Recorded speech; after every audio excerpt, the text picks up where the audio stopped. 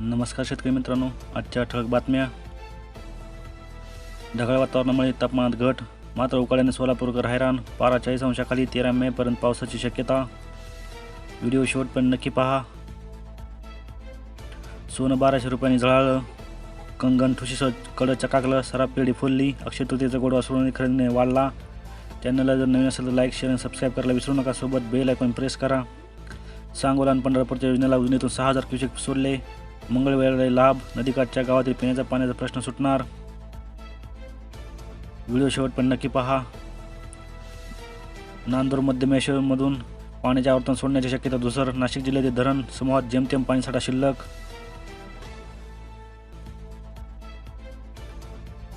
फुलंब्री तालुक्याला वादळासह अवकाळी पावसाने झोडपले. दुकानातील पत्रे, गट्टू अंगावर पडून मजूर ठार. 30 कोंबड्याही दगावल्या. खुलताबादेत पाऊस.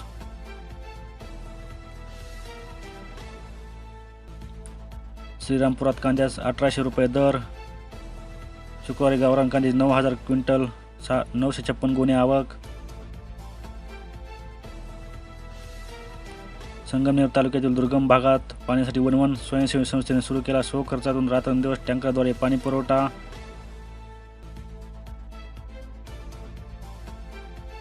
वादळ, वारा आणि पावसासोबत नेतेही बरसले. माझ्या नादी लागणाऱ्यांना मी बंदोबस्त करतो, पवार.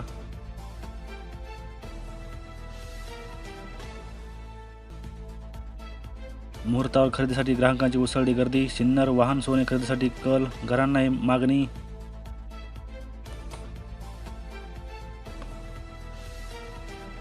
धरणग्रस्त मागणीकर्त्यांमध्ये रोहिले धरणावरून वाद सुरू.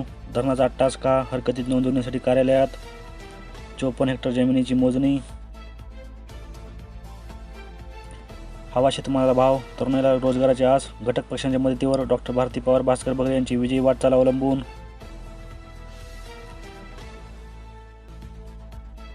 अक्षय तृतीयेला बाजारपेठ फुलली. खरेदीसाठी मोठी गर्दी. पुरणपोळीचं नैवेद्य, मालेगावी आंब्यासह विविध फळांना मागणी.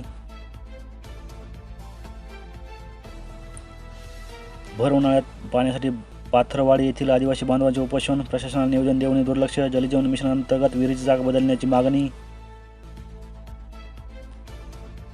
भूगर्भातील पाण्याची पातळी खालावली. रेन वॉटर हार्वेस्टिंगकडे दुर्लक्ष.